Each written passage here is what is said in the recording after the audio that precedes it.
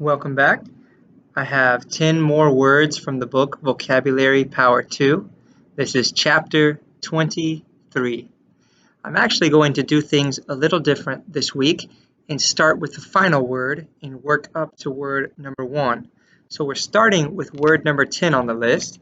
For those of you who are my students who are practicing at home and learn them in class, just to have a little switch of the order of the words as you practice them. So we're starting with word number 10. This word is wreck. Wreck. It has a silent W at the beginning. W R E C K. W R E C K. Wreck. Wreck. This word means to destroy something where it's damaged beyond use, but it also can be to crash for a vehicle. For example, to crash a car, to wreck the car. It's a crash and the car has been damaged, so now you can't use it. Or a shipwreck. If there's a ship in the ocean, a boat in the ocean, a big ship, and it crashes, and now they cannot use the boat anymore. It has to stop, or it sinks. That's what we call a shipwreck.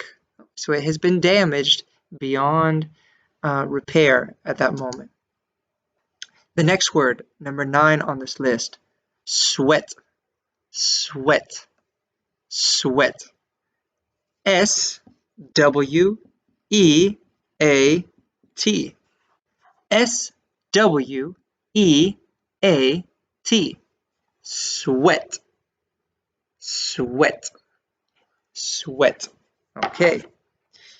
And this word sweat is a liquid that comes from your skin.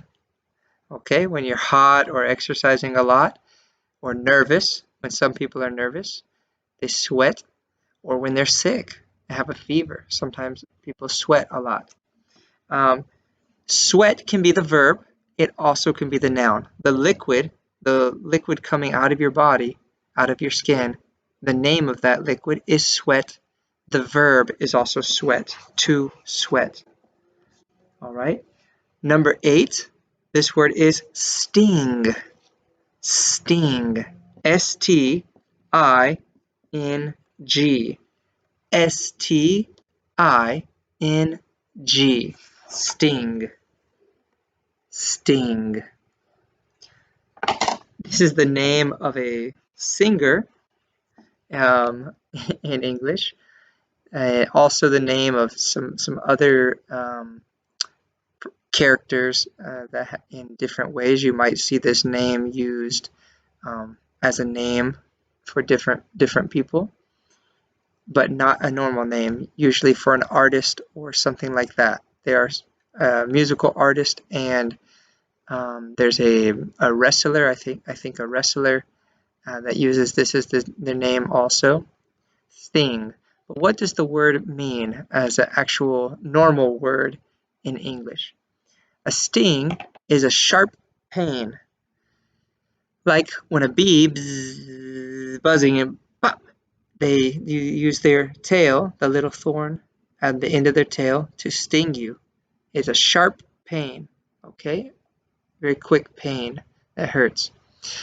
It also can be used when you go into the sun and you get really red. If you don't have protection and your skin gets really red and then you touch your skin, it stings. It's a sharp, quick, hot pain. Okay? Sting.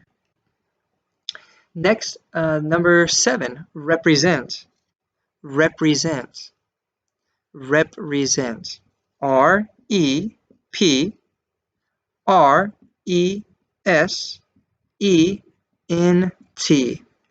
R-E-P-R-E-S-E-N-T.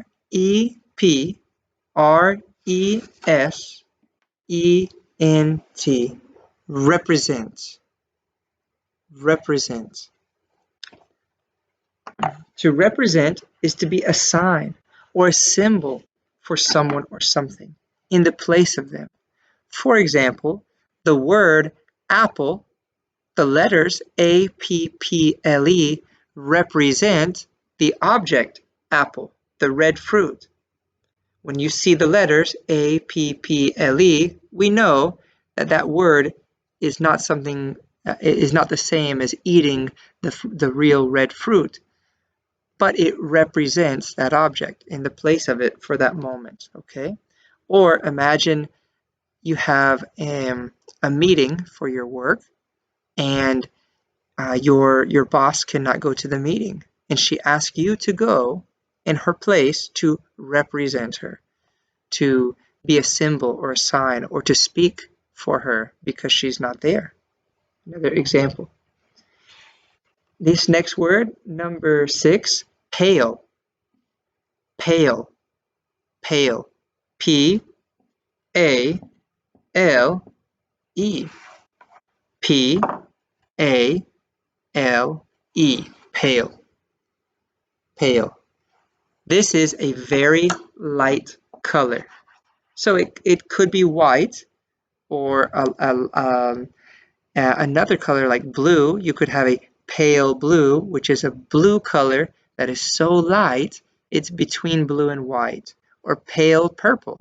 It's between purple and white. It's a very light color, okay?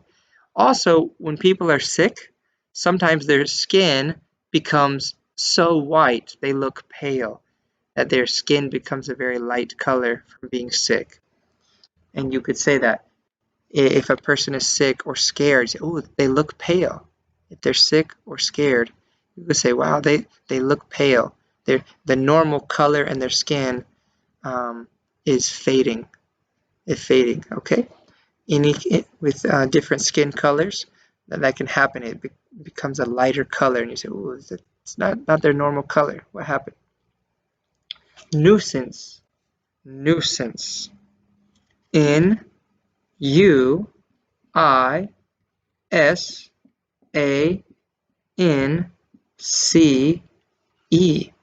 N-U-I-S-A-N-C-E.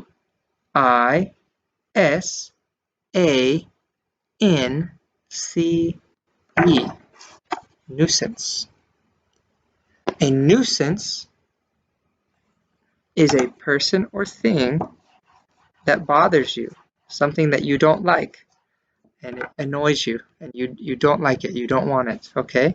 For example, if you hear a fly, and you think, oh, it's distracting you, or making you feel irritated or frustrated, it's a nuisance for you. It bothers you. It's a nuisance, okay?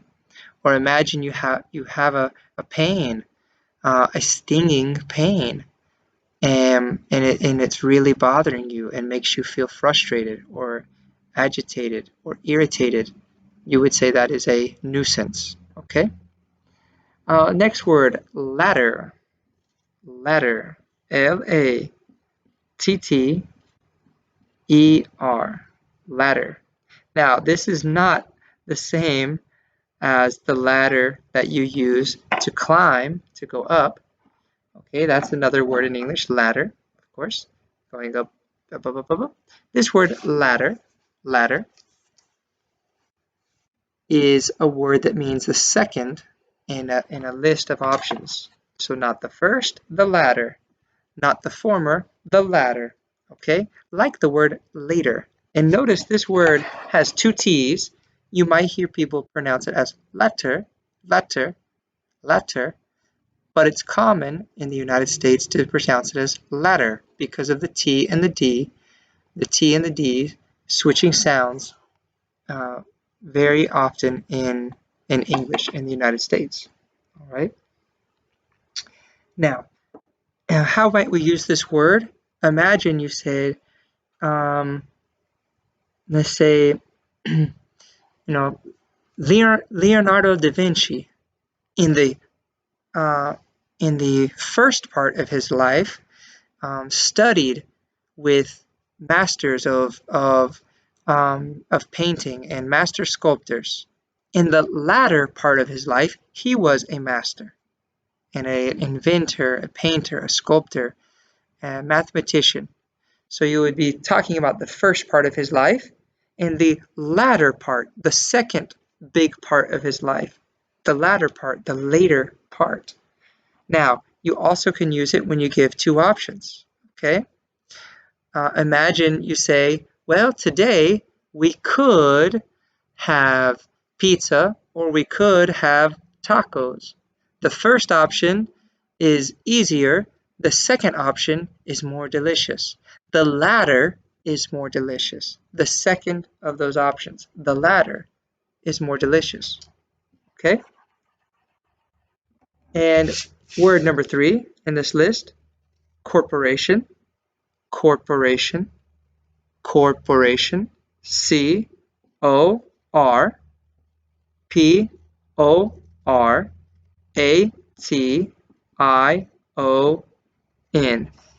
C-O-R-P-O-R-A-T-I-O-N. Corporation. Corporation. Getting smaller at the end there. But a corporation is a large company or business, a large organization, a large company, business, organization, okay? A corporation. Or maybe they have multiple industries, multiple aspects of their company, right? Their corporation. Or maybe they're connected with other smaller businesses and smaller companies, right? And number 2, constant. Constant. Constant. C-O-N-S-T-A-N-T.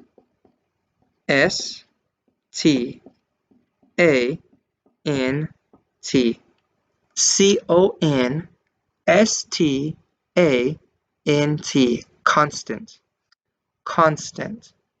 Constant. This is something that is continuing to happen. All right? Continuing to happen. Imagine you have a beep sound from an alarm in your house and it continues. A constant beeping sound.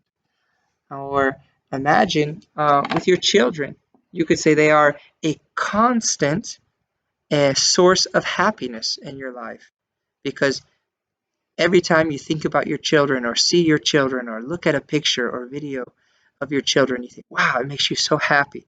A constant reminder of God's blessing, God's beauty, all right? A constant source of happiness. And number 1, achieve. A-C-H-I-E-V-E.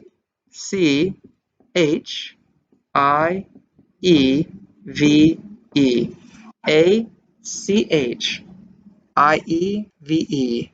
To succeed, to have a goal, and to accomplish your goal. You have a goal, something you want to do, and you obtain that goal. You achieve that goal. You succeed in accomplishing that goal. Achieve. All right? Like the word succeed. Achieve, succeed. They even sound a little similar. Well, I hope you enjoyed this video.